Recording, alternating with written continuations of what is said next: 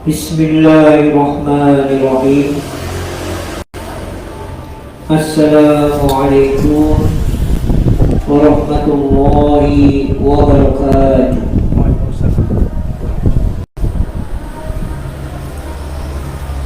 Innal hamdalillah nahmaduhu wa nasta'inuhu wa nastaghfiruh wa na'udzu billahi min shururi anfusina wa sayyiati a'malina. Man yahdihillahu fala mudilla lahu wa man yudlil fala hadiya lahu. Asyhadu an la ilaha illallah wahdahu la syarika lahu wa asyhadu anna Muhammadan abduhu wa rasuluh. Allahumma shalli wa sallim wa barik ala sayyidina wa maulana wa syafi'ina Muhammadin wa ala alihi wa ashabihi wa man tabi'ahum bi ihsanin ila yaumiddin. Ya ayyuhalladzina amanu taqullaha haqqa tuqatih wa la tamutunna illa wa antum muslimun.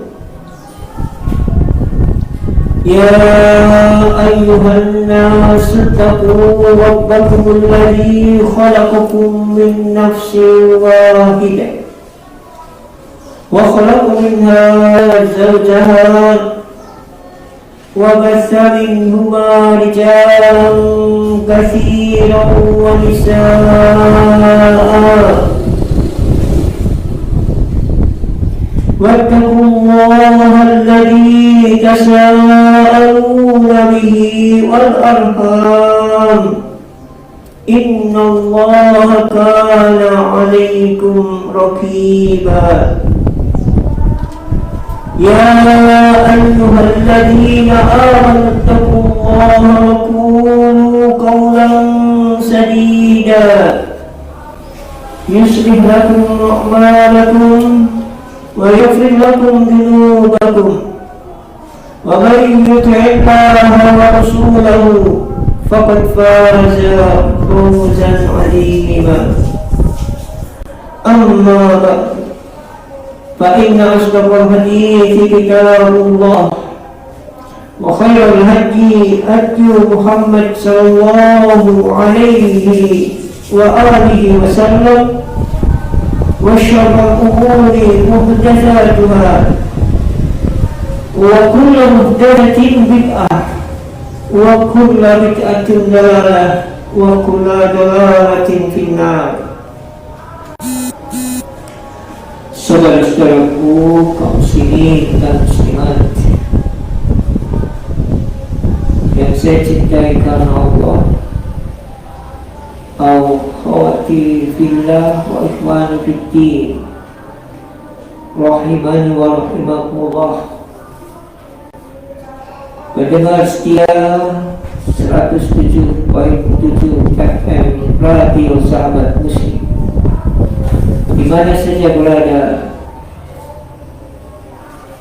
yang semuanya mudah-mudahan senantiasa dalam lindungan rahmat Allah Subhanahu wa ta'ala. Barakallahu fikum. Mudah-mudahan Allah Subhanahu wa ta'ala memberkahi kita semua.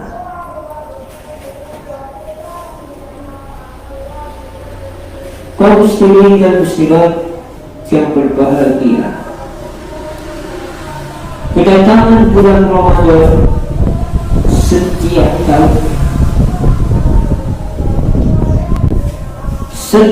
tahun itu pula tidak hentinya menjadi penghibur hati orang yang beriman. Bagaimana tidak beribu keutamaan ditawarkan pada bulan yang mulia ini pahala diobrak, ampunan Allah bertebaran memenuhi setiap ruang dan waktu. Seorang yang menyadari betapa kurangnya bekal yang dimiliki, betapa kurangnya bekal yang dimiliki untuk menghadapi hari perhitungan, tidak ada rasa,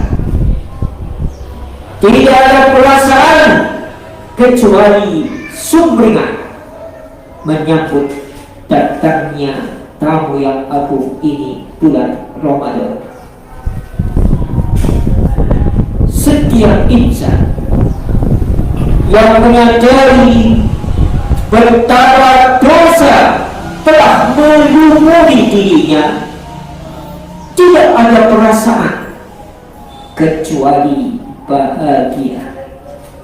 Bahagia dengan kedatangan bulan Ramadan. Ma'asyiral muslimin wal muslimat, azza Allah wa iyyakum, barakallahu fiikum. Salah satu pintu yang dibuka oleh Allah Subhanahu wa ta'ala untuk meraih keuntungan besar dari bulan Ramadan adalah melalui sedekah. Agama Islam dengan syariatnya yang mulia ini sering menganjurkan kepada umat untuk banyak bersedekah. Dan bulan Ramadan, amalan sedekah ini menjadi amalan yang lebih dianjurkan lagi. Dan memang demikianlah sepatutnya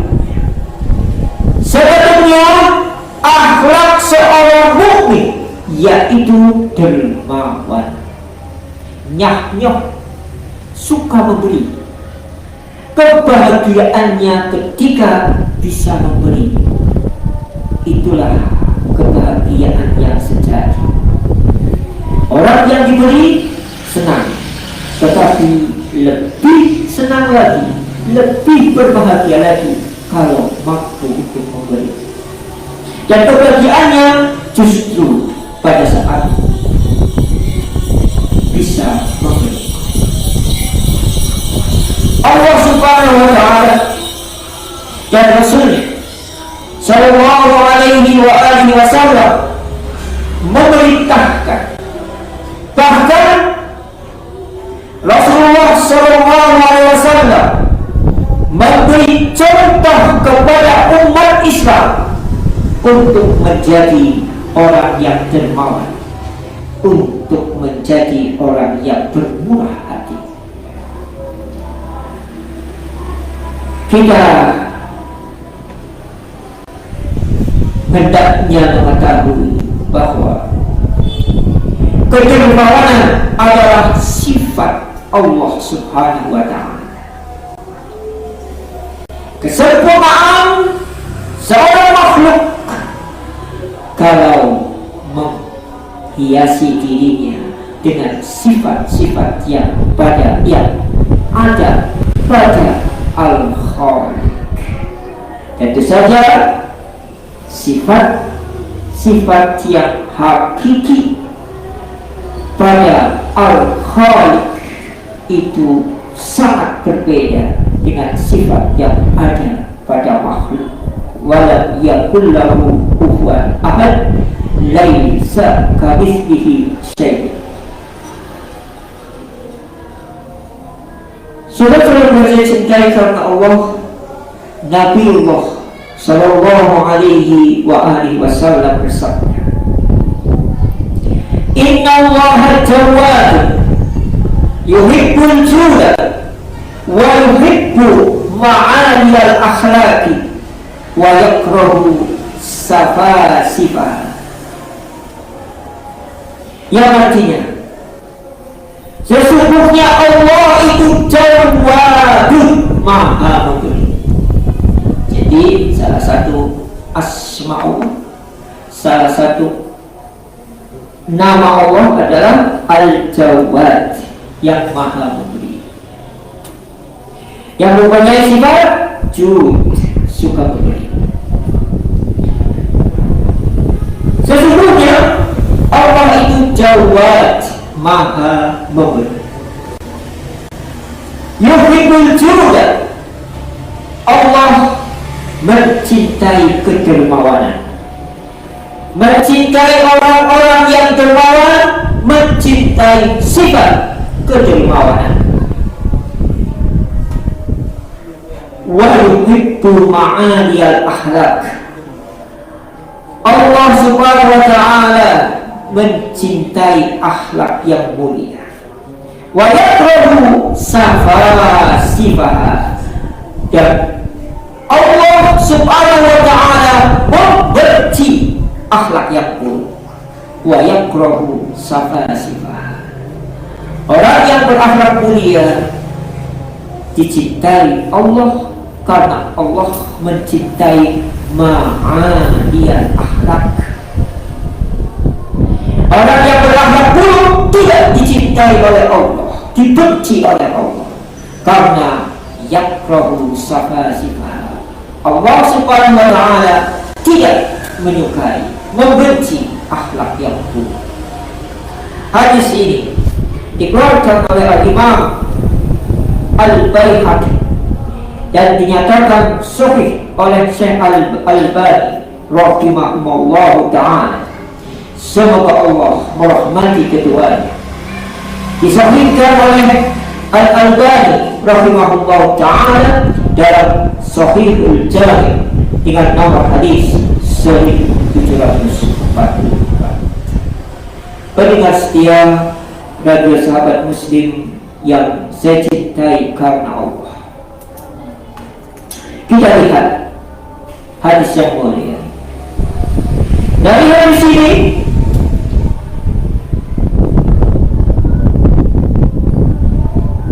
dapat diambil kesimpulan bahwa pelit dan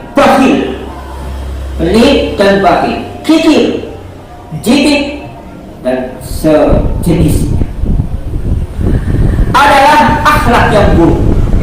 Pelit, bakhil itu akhlak yang buruk. Berarti Allah tidak menyukai sifat pelit. Allah tidak mencintai sikap atau sifat bakhil. Dan sifat pelit, sifat bakhil ini bukan akhlak seorang mukmin. Bukan akhlak seorang mukmin. Berarti kalau pelit dan bakhil itu bukan akhlak seorang mukmin, maka keimanan seorang mukmin tidak sempurna kalau dia bersifat bakhil atau pelit. Dengan kata lain, sifat dermawan itu akan menambah, akan menjadikan keimanan seorang hamba menjadi sempurna. Sifat dermawan al-jud. Bahkan sebaliknya, seorang mukmin itu banyak memberi. Jadi orang mukmin itu sifatnya itu justru banyak memberi. Banyak memberi. Kalaupun dia banyak menerima, karena mungkin al-jaza min jinsil amal, ya, amalan balasan itu sesuai dengan amalan. Kalau banyak memberi, maka balasannya banyak diberi. Tapi sifat orang yang mukmin itu banyak memberi. Rasulullah sallallahu alaihi wasallam bersabda, al-yadul ulya khairun minal yadis sufla, wal yadul ulya hiyal munfiqatu, wal yadus sufla hiyas sa'ilah. Yang artinya, yang di atas itu lebih baik daripada tangan yang di bawah. Apa maksudnya? Kemudian Rasulullah Shallallahu Alaihi Wasallam menerangkan ya apa yang dimaksud dengan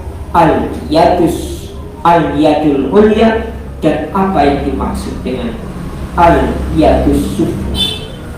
Tangan yang di atas ialah orang yang memberi. Tangan yang di atas itu adalah kiasan orang yang memberi. Sedangkan al-yadus sufla, tangan yang di bawah itu adalah orang yang meminta. As-sa'ilah, orang yang meminta. Hadis ini dikeluarkan oleh Imam Al-Bukhari dalam kitab sahihnya dengan nomor hadis 1429, dan juga dikeluarkan oleh Imam Muslim rahimahullah ta'ala dengan nomor hadis 1033. Bahkan para sahabat radhiyallahu ta'ala yang membaiat Nabi sallallahu alaihi wasallam, salah satu di antara mereka yang membaiat Rasulullah sallallahu alaihi wasallam itu adalah tidak akan meminta kepada orang lain, tidak akan meminta kepada manusia, sampai-sampai untuk mewujudkan janji setia di hadapan Rasulullah SAW untuk tidak meminta kepada orang lain. Ada seseorang sudah menunggang, sudah di atas tunggangan, sudah naik di atas tunggangan, ada sesuatu yang jatuh. Ada sesuatu yang jatuh dari tunggangannya, tidak meminta tolong kepada orang yang ada di sekitarnya, turun untuk mengambil barang yang jatuh. Kemudian dia naik tunggangan tadi. Itulah, padahal dia kan bisa tolong akhi, tolong ambil itu barang saya yang jatuh. Sudah naik, karena sudah naik di atas tunggangan. Tapi begitulah, melatih jiwanya, memberi pembelajaran kepada jiwanya agar tidak gampang untuk meminta kepada orang lain. Dan masuk hal yang sepele, mungkin dianggap remeh. Alah, minta tolong saja bisa, malah sudah di atas kok turun lagi, kemudian naik lagi. Subhanallah. Memang begitulah sifat orang mukmin yang sejati. Dia hanya minta kepada Allah Subhanahu wa ta'ala. Kalau dia punya kemampuan, tidak akan minta bantuan kepada orang lain. Apalagi subhanallah, meminta sudah menjadi profesi. Sudah menjadi profesi. Saya kalau lagi sepi dapat 100.000, kalau lagi sepi 100.000. Nah, kalau lagi rame berapa? Pas berpegang itu berapa omsetnya itu? Subhanallah, bangga dengan profesi yang hina di hadapan Allah dan manusia. Profesi apa? Meminta-minta. Bukan sifat orang yang mukmin. Minta kepada manusia. Was'alullaha min fadlih. Kalau dia minta, was'alullah, mintalah kepada Allah sebagian dari karunia-Nya. Sama sekali tidak menginginkan apa yang ada di sisi manusia. Sama sekali tidak mengharapkan apa yang menjadi milik orang lain. Demikianlah sejatinya akhlak seorang yang beriman dengan sebenarnya. Saudara-saudaraku yang saya cintai, kaum muslimin dan muslimat rahimani wa rahimakumullah, barakallahu fikum. Selain itu, sifat dermawan jika didukung dengan tafaqquh fiddin, alim ya, dermawan ya, masya Allah, ini ideal.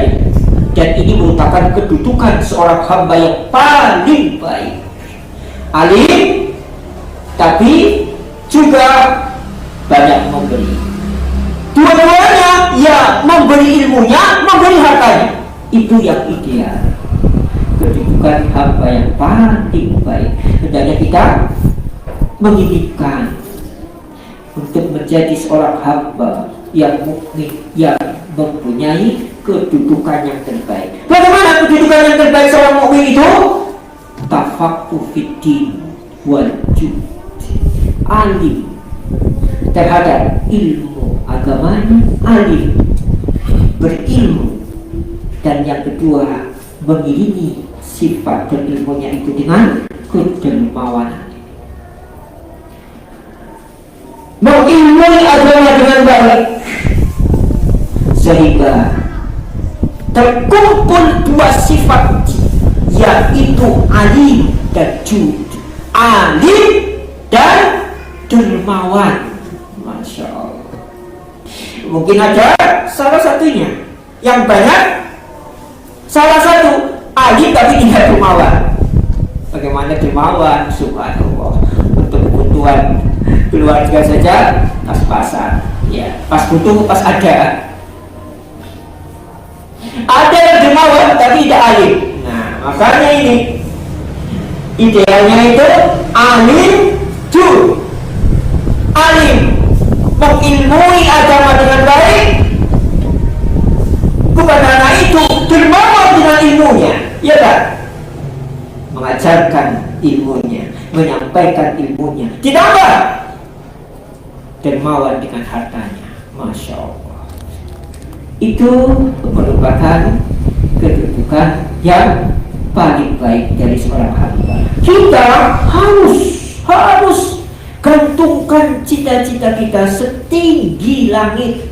Ya, saya tahu boro-boro mau dermawan. Ya, jangan begitu. Kita mohon kepada Allah. Rasulullah SAW telah mengajarkan kepada kita untuk tidak tanggung-tanggung dalam bercita-cita, walaupun mungkin, maaf, kondisi kita pada hari ini belum memungkinkan untuk itu. Tetapi ada keinginan bagaimana suatu saat saya menjadi orang yang alim dan dermawan. Karena alim dan dermawan itu adalah merupakan kedudukan seorang hamba yang paling baik.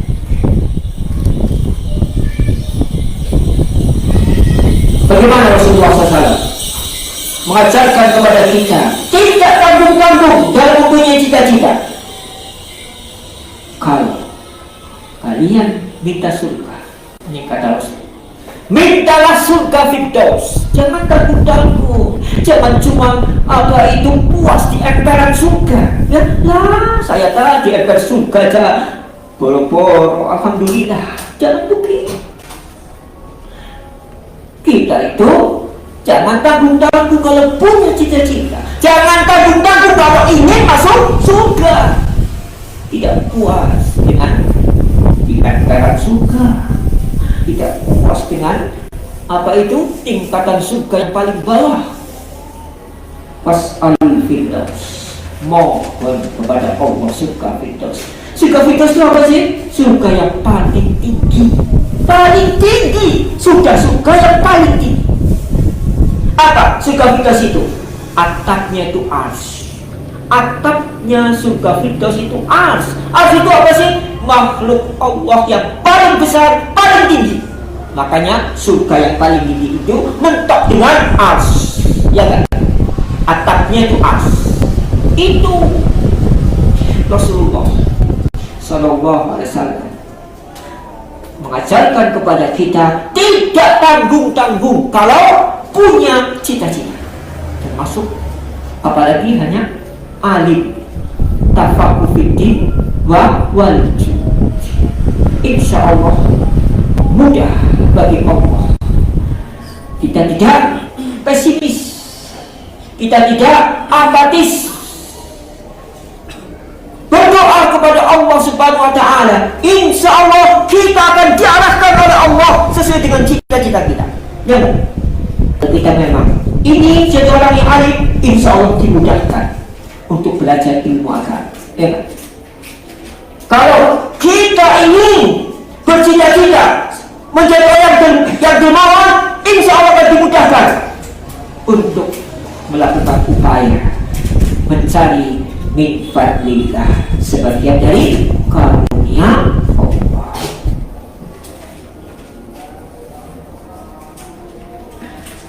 Sifat yang dua sifat tadi disebutkan, dua sifat, yaitu alim dan jud. Alim dan jud itu maka akan dicapai oleh seorang hamba apabila seorang hamba itu memiliki sifat alim dan jud. Kedudukan hamba Allah yang paling tinggi, tidak sempurna kalau alim tanpa dermawan, tidak sempurna dermawan tanpa disertai dengan mengilmui agama dengan baik. Nabi SAW bersabda, inna dunya li arba'ati nafar. Dunia itu untuk 4 kelompok, hanya 4 kelompok itu. Dunia ini, dunia dan seisinya itu, dan seisinya itu untuk 4 kelompok. Yang pertama, tadi kan 4 kelompok nih. Nah, kelompok yang pertama, kelompok yang paling baik, kelompok terbaik penduduk dunia, kelompok terbaik dari penduduk dunia. Karena penduduk dunia itu dihuni oleh 4 kelompok, ya kan? Nah, kelompok yang terbaik dari penghuni dunia itu abdun razaqahullahu malan wa ilman fahuwa yattaqiya fihi rabbahu wa yasilu fihi rahimahu.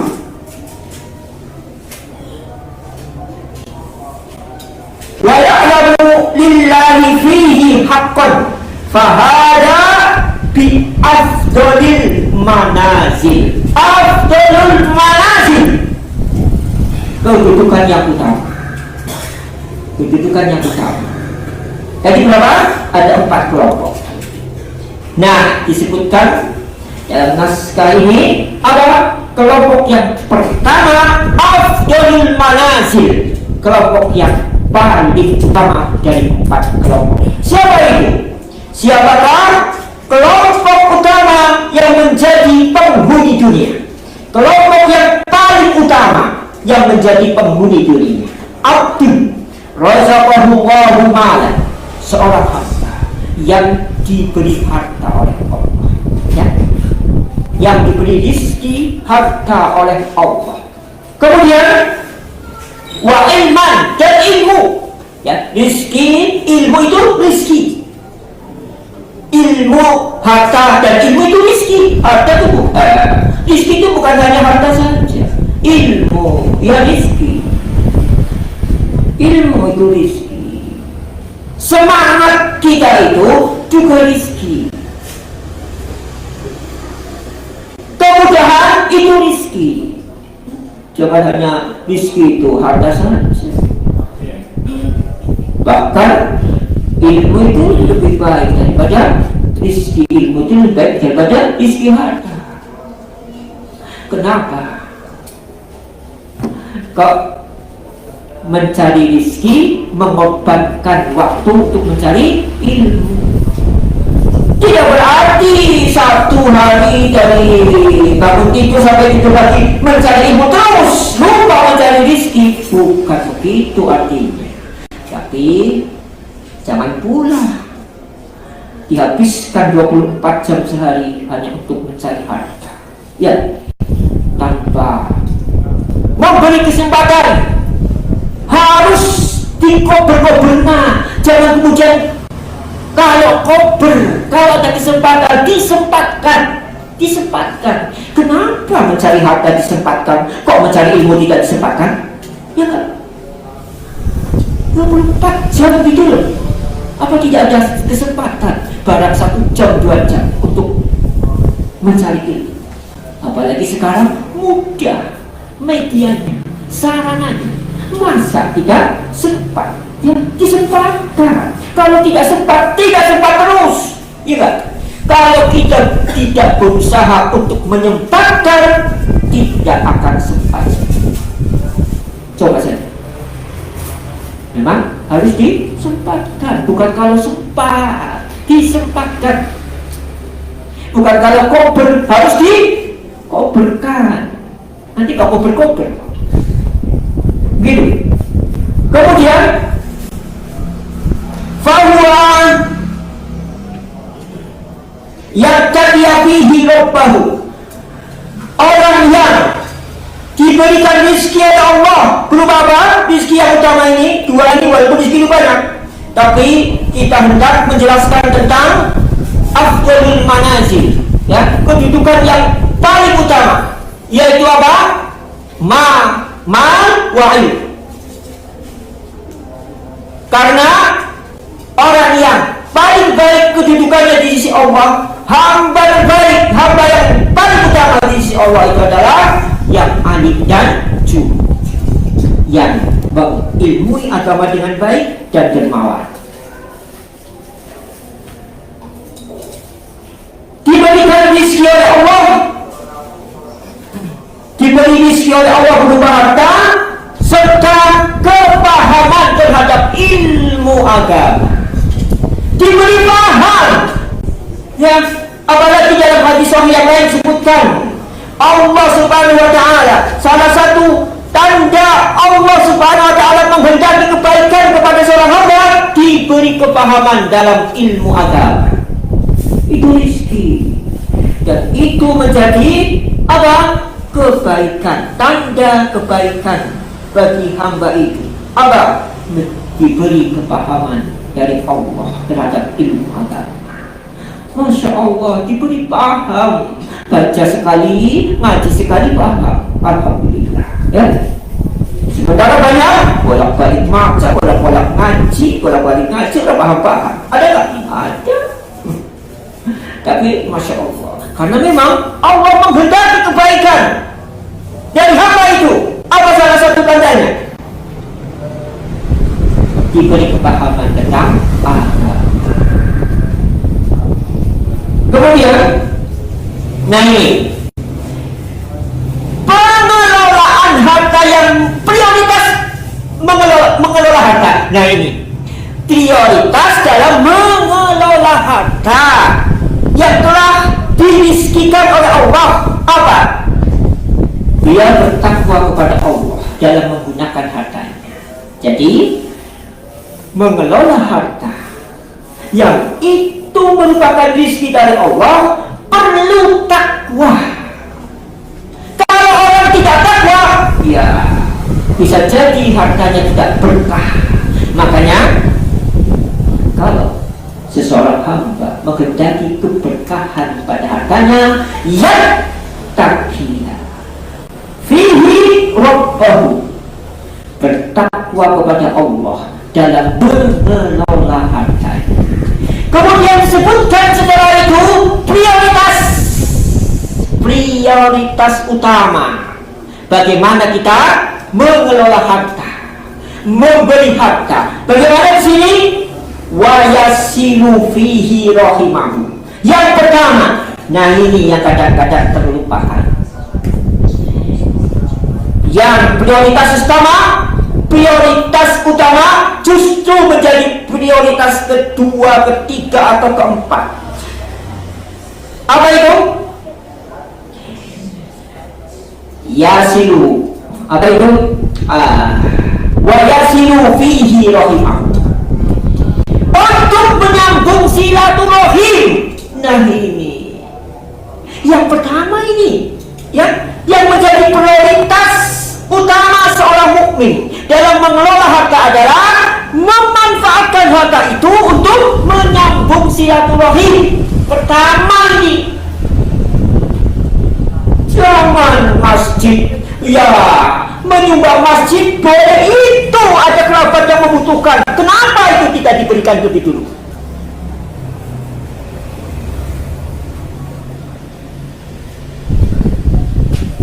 Kalau kita memberi kepada kerabat itu mendapatkan 2 pahala, dan tidak diberikan dan kita tidak mendapatkannya kalau diberikan harta itu kepada selain kerabat. 2 pahala. Pahala pertama, pahala sedekah. Yang kedua, pahala silaturahim. Sehingga Nabi Sallallahu Alaihi Wasallam di sini mengajarkan apa? Kalau seseorang itu punya kemampuan, ya, yang menjadi prioritas utama dalam mengelola harta, menyampaikan apa itu manfaat, memberi, maka prioritas utama adalah kerabat untuk menyambung silaturahim. Hilang-hilang dulu, tengok-tengok dulu apa ada kerabat yang membutuhkan. Yatim ada enggak di kalangan kerabatnya? Janda yang miskin ada enggak di kalangan kerabatnya? Itu yang menjadi prioritas. Yatim, miskin, janda miskin di kalangan kerabatnya. Mungkin bapaknya masih, suaminya masih, tapi nafkahnya tidak mencukupi untuk keluarganya itu. Itu yang menjadi prioritas. Hilang-hilang dulu, tengok-tengok dulu kerabatnya itu ada yang membutuhkan atau tidak. Makanya kita hendaknya tidak setuju kalau ada orang yang tidak nyumbang masjid. Barangkali hartanya itu diberikan kepada kerabatnya. Rizki, harta yang lebih itu barangkali diberikan kepada kerabatnya, karena memang banyak kerabatnya yang membutuhkan, sehingga tidak cukup untuk nyumbang kepada yang lain, tidak cukup untuk memberi kepada yang lain selain kerabatnya. Karena tadi pahala silaturahim tidak akan didapatkan kalau kita berbuat baik kepada selain kerabat. Jangan kebalikannya, ya. Tidak kebalikannya, wah, Masya Allah, kepada temannya itu baik, kepada kerabatnya dititip orang, ya. Saya itu kan kakaknya, masa saya datang ke adiknya? Apa ada perintah? Ada perintah enggak? Adik itu harus ke kakaknya. Enggak ada. Jangan gengsi kita itu kakaknya, sering main ke adiknya. Tidak ada gengsi itu. Yang kita inginkan adalah pahala dari Allah. Fastabiqul khairat. Kalau adiknya belum enggak main ke rumah saya, barangkali tidak koper atau tidak menyempatkan. Kita yang menyempatkan. Kita kan mestinya tahu, insya Allah, ya, apa itu keutamaan orang yang menziarahi saudaranya karena Allah. Ini kerabatnya, bukan hanya saudara muslim sesama saudara muslim, kerabatnya, ya, bukan kerabat saja dikawal, ada patwalnya. Patwalnya itu malaikat. Allah Subhanahu wa Ta'ala memerintahkan langsung kepada malaikat, itu fulan yang akan menziarahi saudaranya, dikawal itu. Itu perintah langsung dari Allah Subhanahu wa Ta'ala kepada malaikat untuk mengawal seseorang yang akan menziarahi saudaranya karena Allah. Karena didasari kecintaan kepada Allah, bukan karena mau nagih utang, bukan karena mau cari tangan, bukan karena itu. Karena apa? Semata-mata karena Allah, didasari cintanya karena Allah. Itu akan dikawal oleh malaikat. Apalagi menziarahi kerabatnya.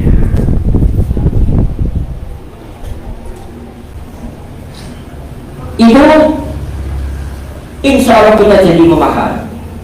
Kita menjadi paham bagaimana sih pengelolaan harta seorang mukmin. Apa tadi? Prioritas utama adalah untuk menyambung silaturahmi. Seandainya harta kita itu habis atau tidak mampu untuk memberi kepada selain kerabat, insya Allah kita tidak disalahkan. Karena memang kita menjadikan kerabat itu sebagai prioritas utama untuk memberi harta, untuk menyambung silaturahmi. Jangan sampai ada ungkapan dari kerabat kita, iya, fulan kaya, memang kaya, tapi gak pernah mencini saja, gak pernah mencini anak saja, gak pernah, anak saya aja gak pernah. Gimana begitu? Ya, pada anaknya pun dipecini misalnya. Bagaimana kok ada ungkapan seperti itu? Karena apa? Belum memahami bahwa prioritas utama dalam memanfaatkan harta itu adalah untuk menyambung silaturahmi. Kita punya kemampuan, ya, alhamdulillah. Kemudian yang kedua, dan dia menyadari terdapat hak Allah pada hartanya. Pada hak Allah itu zakat. Zakat itu dua, zakat fitrah dan zakat mal. Ya. Kalau zakat mal mampu, kalau zakat fitrah insya Allah semua mampu. Apa sih kurangnya? Malam dan paginya pada hari raya ada persediaan makan, itu mampu. Tidak menunggu kaya, nggak ada nisab. Nisabnya yaitu nisabnya batasnya apa? Kebutuhan malam dan siangnya pada hari raya ada. Berapa kilo sih beras satu keluarga satu hari satu malam? Ya itu kalau ada lebih dari itu wajib zakat fitrah. Begitu. Kalau zakat mal memang ada nisabnya, ada haulnya. Maka dia menyadari terdapat hak Allah pada hartanya. Jadi prioritas dia kalau tidak mampu untuk zakat mal, berarti dia mampu untuk memberi kepada kerabatnya, untuk menyambung silaturahmi, mencingi ponakannya, ya, mencingi adiknya, mencingi kakaknya. Begitu. Jangan hanya adiknya, kakaknya kalau tidak mampu juga nggak apa-apa. Mencingi kakaknya. Dan sama itu. Masa adik mencingi kakaknya, ya nggak apa-apa. Kalau memang kakaknya nggak mampu, ya kan?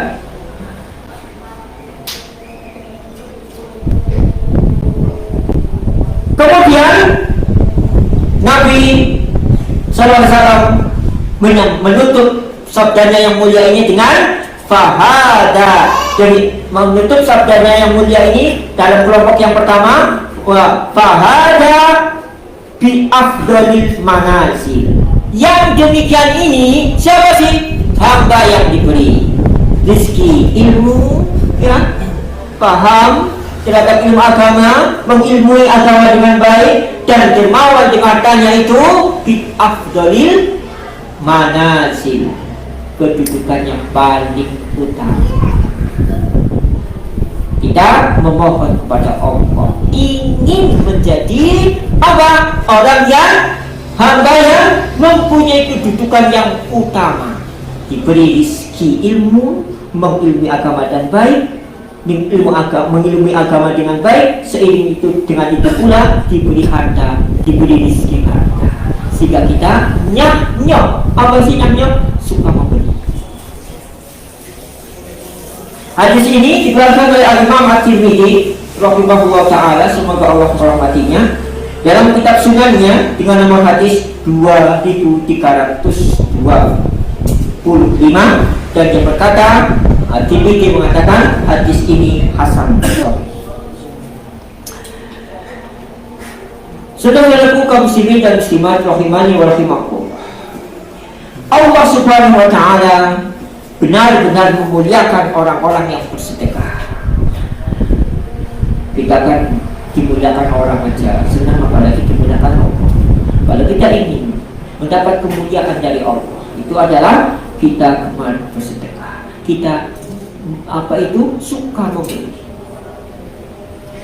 Allah Subhanahu wa taala menjanjikan banyak keutamaan, menjanjikan banyak balasan yang menakjubkan bagi orang-orang yang gemar bersedekah.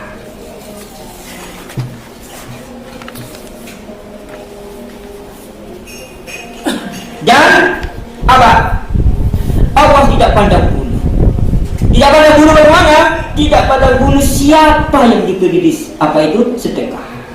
Kalau memang membutuhkan, ya. Mungkin kita tahu, ya, seorang pelacur yang memberi minum anjing yang kehausan, ya. Seorang pelacur tetapi memberi sedekah air kepada anjing yang kehausan. Apa balasannya? Diampuni dosa-dosa besar. Apa? Zina. Pelacur itu kan gak sekali 2 kali berzina. Subhanallah. Itu bersedekah, memberi minum kepada anjing yang kehausan, menjadikan dosanya besarnya itu diampuni. Apalagi memberi minum saudara muslimnya, apalagi memberi minum orang yang berpuasa, yang berbuka puasa maksudnya. Bagaimana keutamaan? Ada cerita nyata tentang sedekah ini. Ada seseorang yang ibunya itu sakit, sudah lama sakit di rumah sakit. Suatu ketika setelah menunggu ibunya, dia pulang. Dalam perjalanan pulang itu mampir ke minimarket membeli kebutuhan. Dalam perjalanan itu ada kucing yang kedinginan dan kelaparan. Kemudian tidak tahu apa belanja ikan, apa belanja daging waktu ke minimarket itu. Sebagian kita hatinya iba, kasihan melihat kucing yang sudah kedinginan kelaparan lagi, ya. Bagaimana kita saja, bagaimana kalau lapar dan kedinginan? Diberi kucing itu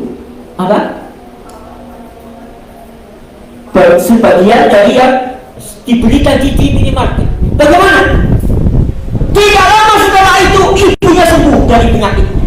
Ibunya sembuh setelah sekian lama sakit. Wasilahnya apa? Memberi sedekah kepada kucing yang kelaparan. Ini menakjubkan. Yang sakit siapa sih? Yang sakit ibunya. Yang memberi sedekah siapa? Anaknya. Yang sembuh siapa? Yang sembuh ibunya. Padahal memberi sedekah anaknya. Maka ini juga menjadi bukti dan dalil bahwa orang tua akan mendapatkan manfaat dari amalan soleh anaknya. Orang tua akan mendapatkan manfaat dari amal soleh anaknya. Buktinya yang sedekah anaknya, yang sakit ibunya. Ibunya sembuh karena sebab sedekah anak. Masya Allah. Terdapat ratusan dalil yang menceritakan tentang keberuntungan, keutamaan orang-orang yang bersedekah.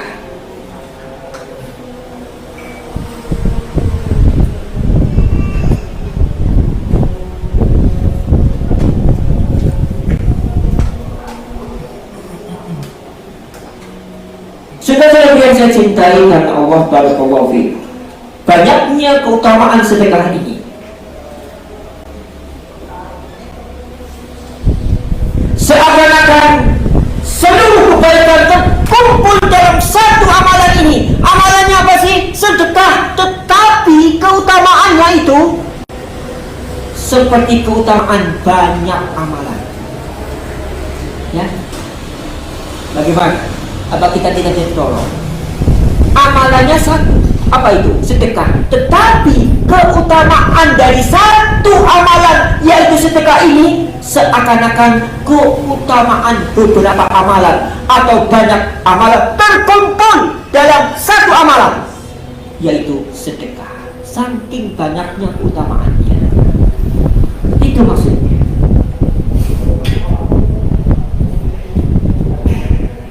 Maka sungguh mengherankan, ya, sungguh mengherankan bagi orang-orang yang mengetahui dalil-dalil tersebut ngelotok. Dalil kan ngelotok apa sih? Dalil tentang keutamaan sedekah.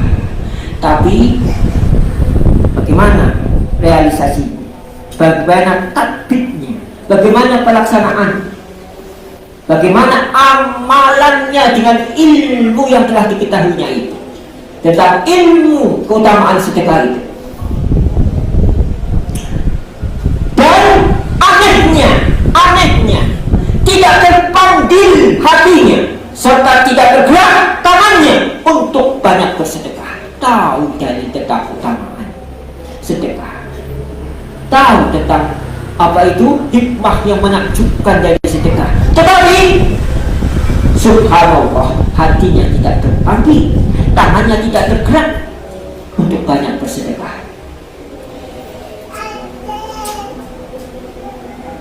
Di antara keutamaan bersedekah antara lain, sedekah dapat menghapus dosa.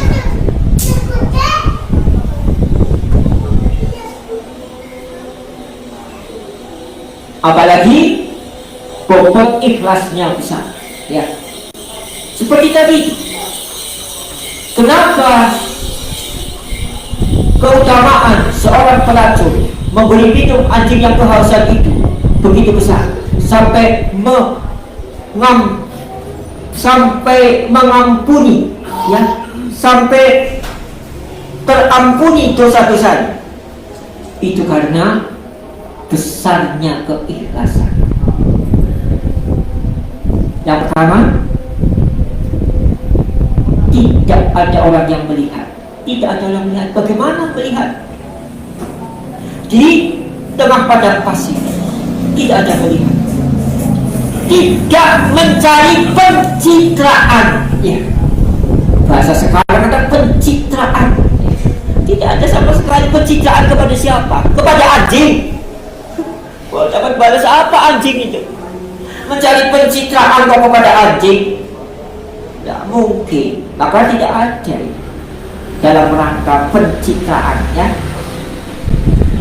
Yang ketiga, bersusah payah untuk menolong anjing.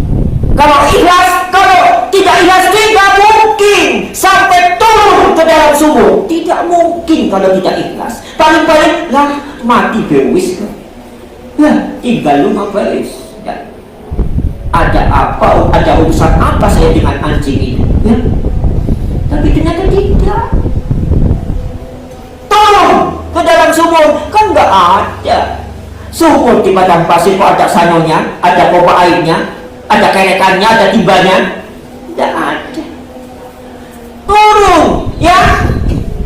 Apa sepatunya itu?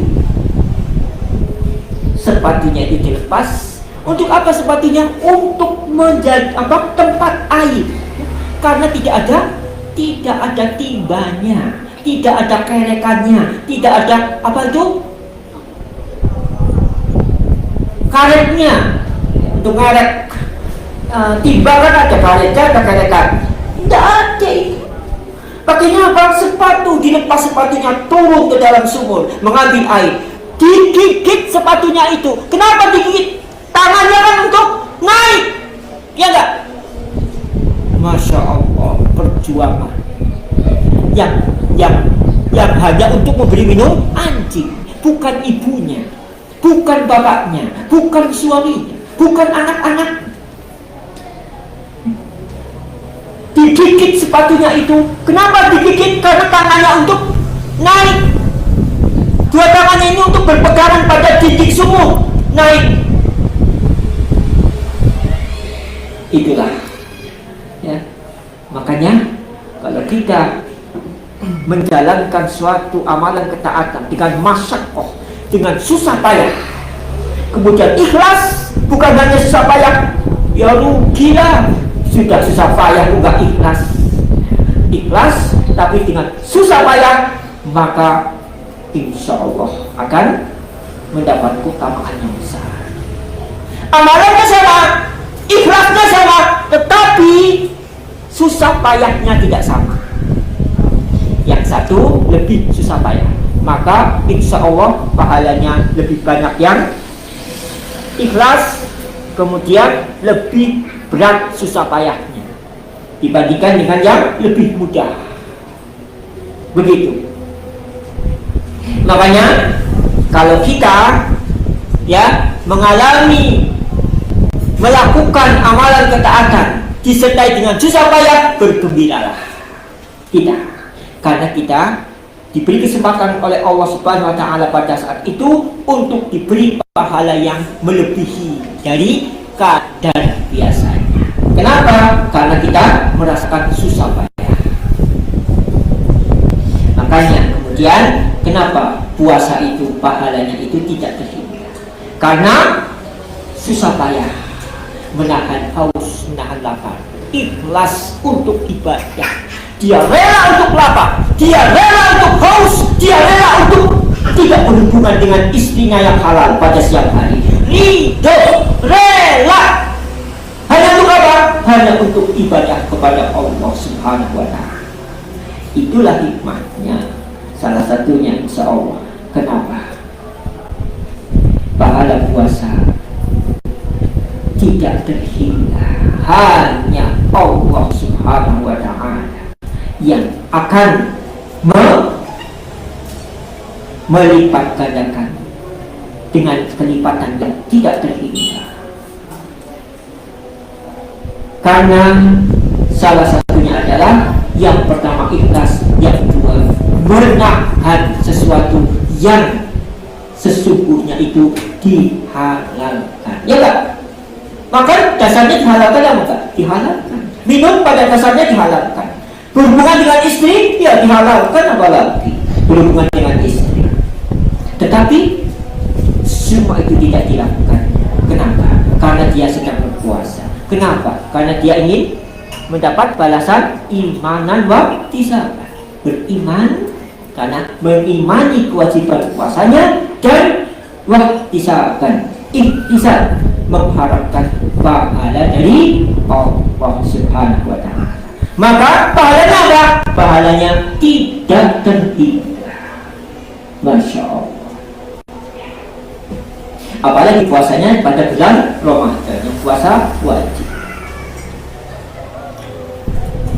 Rasulullah SAW bersabda,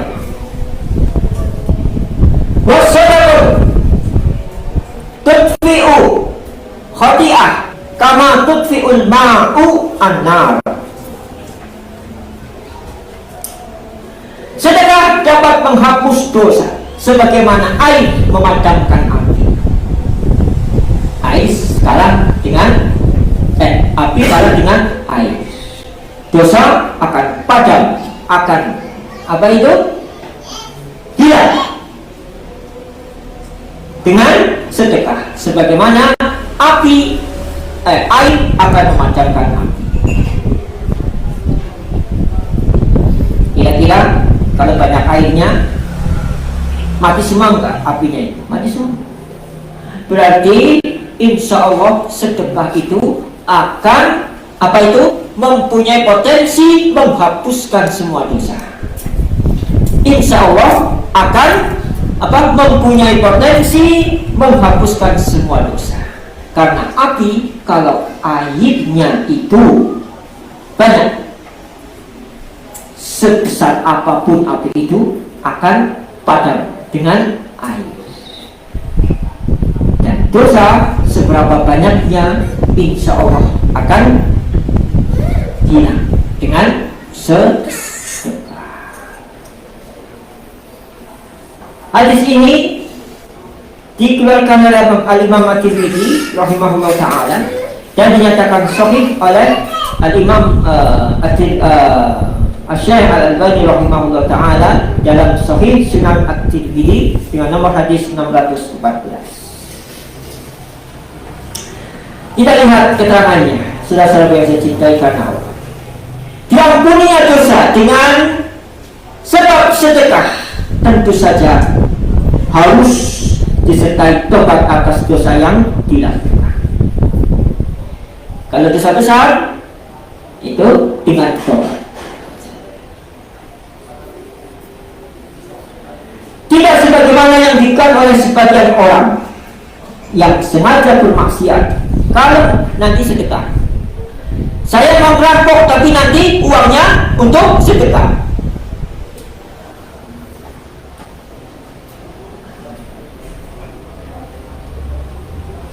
Korupsi misalnya, korupsi, uang korupsinya untuk sedekah. Memakan riba, mencuri, berbuat curang, mengambil harta anak yatim. Sebelum melakukan ini, melakukan hal tersebut itu, dia merencanakan, saya akan korupsi nanti untuk sedekah, saya akan mencuri nanti untuk sedekah. Katanya supaya impas tidak dosa, ya, supaya tidak dosa, maka dosa mencurinya ditukar dengan sedekah.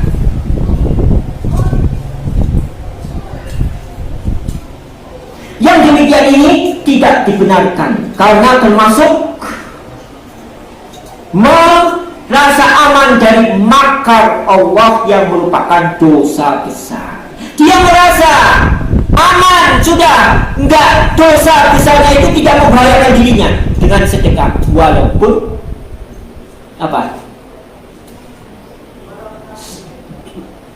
Hal-hal yang apa itu?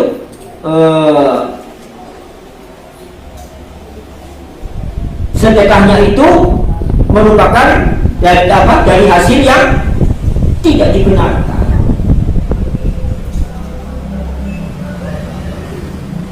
Bukan, justru dia itu mengkhawatirkan keadaan dirinya karena melakukan dosa besar, tapi justru merasa aman. Kalem, saya tidak sedekah kok. Kalem, saya gak akan dosa itu mencurinya. Kan saya mencuri untuk menyumbang masjid, saya kan tidak mampu. Mau nyumbang, masa nyumbang 10.000. Begitu.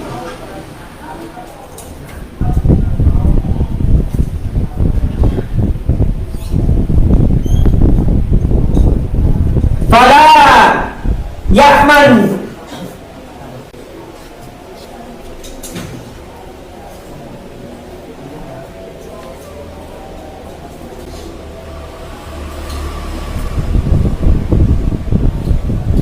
wala ya'manu makrallahi illal qaumul khasirun. Dan tidak ada yang merasa aman dari adab Allah kecuali orang-orang yang merugi. Tidak tahu justru bukan akan beruntung dengan sedekahnya, bahkan akan merugi dengan sedekahnya, karena sedekah dari harta yang tidak halal. Itu masuk merasa aman dari adab Allah, merasanya sudah impas, kalem saja, saya tenang karena uang hasil korupsi saya sudah disedekahkan. Ini sesungguhnya al-qaumul khasirun, orang-orang yang rugi. Karena kenapa rugi? Karena merasa aman dengan adab Allah. Dikiranya aman, tidak terkena dosa korupsi, karena korupsinya adalah disedekahkan. Demikianlah yang saya sampaikan pada kesempatan yang mulia ini. Insya Allah kita akan melanjutkan 2 pekan lagi, melanjutkan materi tentang sedekah pada bulan penuh berkah. Assalamualaikum warahmatullahi wabarakatuh wa ala alihi wa sahbihi ajma'in. Jazakumullah khairan. Terima kasih atas perhatiannya. Lebih dan kurangnya saya mohon maaf. Mudah-mudahan 2 pekan lagi kita dapat bertemu lagi dalam keadaan sehat walafiat dan dalam keadaan iman dan Islam yang lebih baik. Amin ya rabbal alamin. Dan yang paling penting dari itu adalah salah satunya kita bertekad pada tahun ini adalah Ramadan yang paling baik bagi kita, karena bisa jadi Ramadan atau kita menganggap Ramadan ini adalah Ramadan yang terakhir bagi kita.